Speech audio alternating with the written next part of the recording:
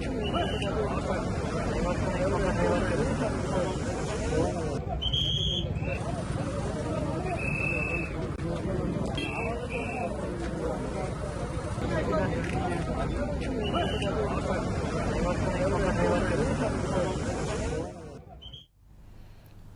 Kurnool bus ప్రమాదంలో గాయపడిన వారికి హాస్పిటల్లో ట్రీట్మెంట్ అందిస్తున్నారు. దీనికి సంబంధించి మరిన్ని డీటెయిల్స్ బాలకృష్ణ అందిస్తారు. Balakrishna, over to you.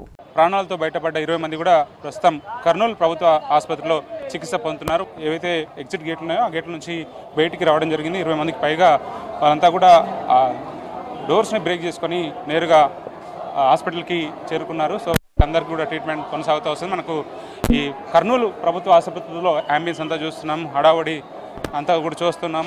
ఓవైపు ఎమర్జెన్సీ క్యాజువాలిటీలో వాళ్ళకు ట్రీట్మెంట్ కొనసాగుతుంది. మరోపక్క ట్రీట్మెంట్ జరుగుతున్న ప్రొసెసర్ అంతా కూడా డాక్టర్లు అట్లాగే అధికారులు చూస్తున్నారు. డాక్టర్లు ట్రీట్మెంట్లో బిజీగా ఉన్నారు.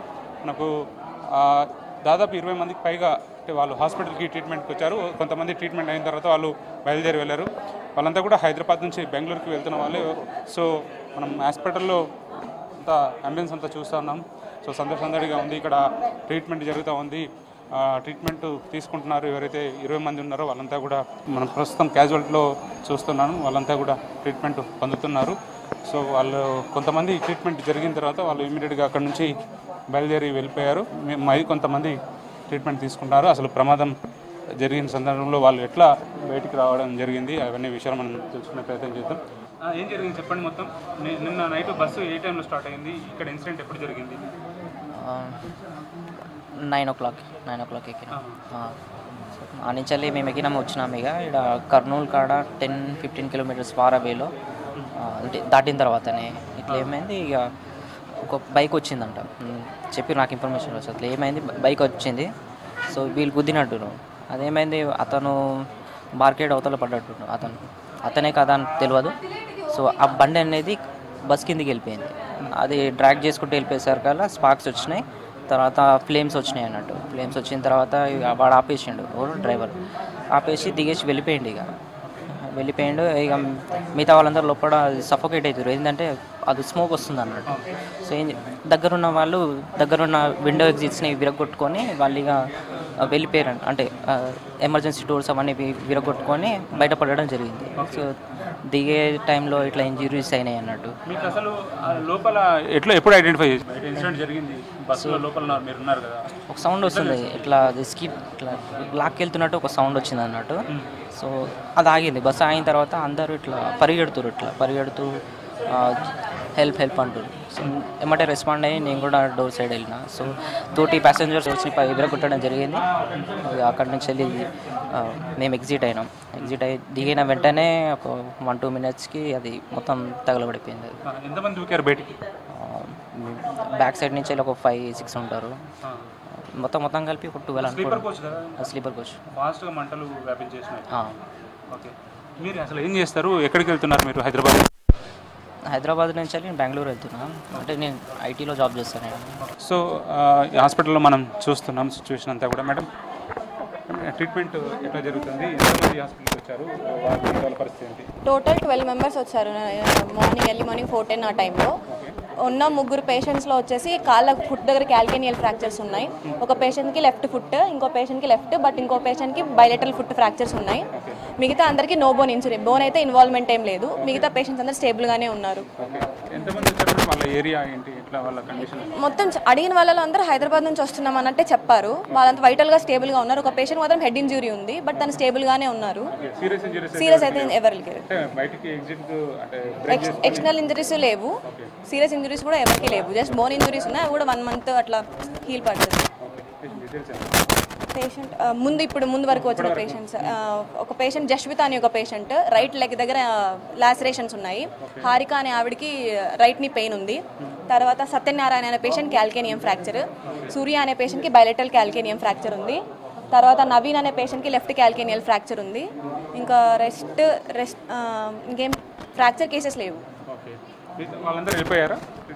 ట్రీట్మెంట్ అయిపోయి వెళ్ళిపోయిన శ్రీహర్ష అని ఒక patient no bone injury dispose చేశాము. ఇంకొక పేషెంట్కి లెఫ్ట్ తంబు దగ్గర అశోక్ అని లాసరేషన్ ఉండింది, తనకి జస్ట్ సూసరింగ్ చేసేసి డిస్పోజ్ చేశారు. 11 members వచ్చారు. మొత్తం 11 members. మిగతా అంతా డిస్పోజ్ అయ్యారు. డిశ్చార్జ్ చేసినట్టేనా వాళ్ళు?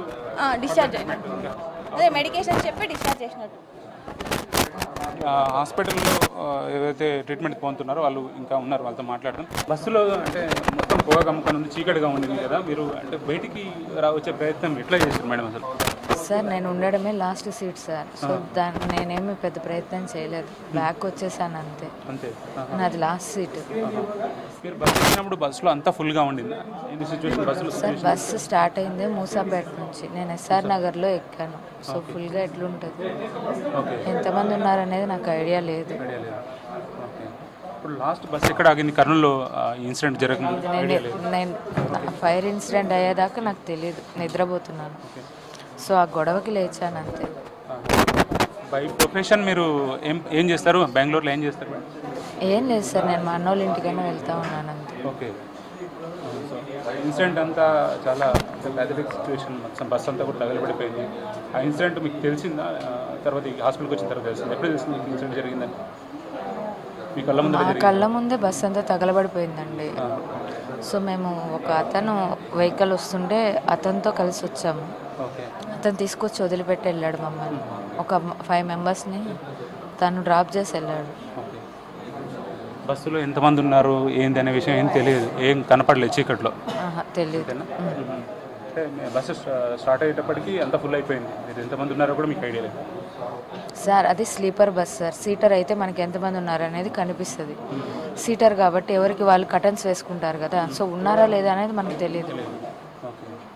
ఇన్సిడెంట్ జరిగిన అంటే మీరు లాస్ట్ సీట్లో ఉన్నారు కాబట్టి మీకు తెలిసింది. అంటే రావడానికి బయటికి రావడానికి ఛాన్స్ ఉండింది నాకు, మంటలు ముందు అంటుకున్నాయి.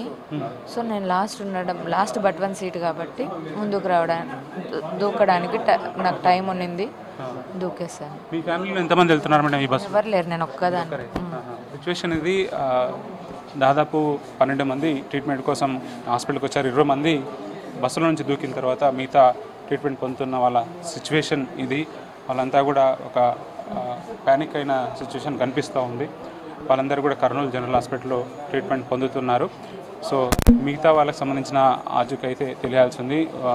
బస్సులో ఇంకా ఎంతమందికి సంబంధించిన డీటెయిల్స్ రావాలన్నది ఒక DNA మ్యాచింగ్ తర్వాతనే తెలవాల్సిన అవసరం ఉంది. కెమెరా పర్సన్ శ్రీనివాస్ కలిసి బాలకృష్ణ, V6 న్యూస్, కర్నూలు నుంచి.